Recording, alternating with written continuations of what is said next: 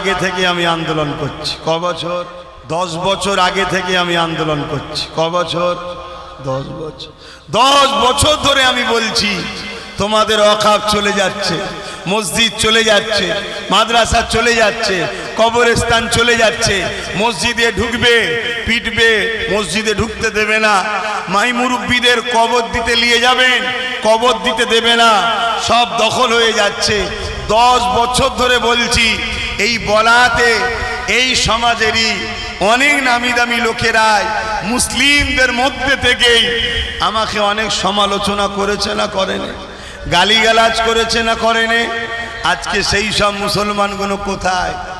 হ্যাঁ, অনেক এমন মুসলমান আমাকে গাল দিয়েছে যাদের হাতে আল্লাহ রাজ পাওয়ারও দিয়েছে।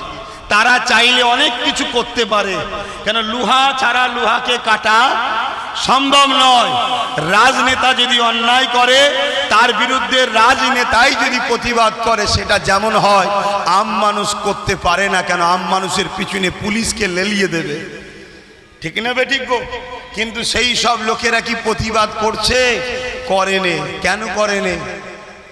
তারা সুরাতে সকলে মুসলমান, কিন্তু তাদের ভেতরের পার্টসগুলো সব মুনাফেক, ইসলামের দুশ্মন, তাই তারা এগুলো করছে না।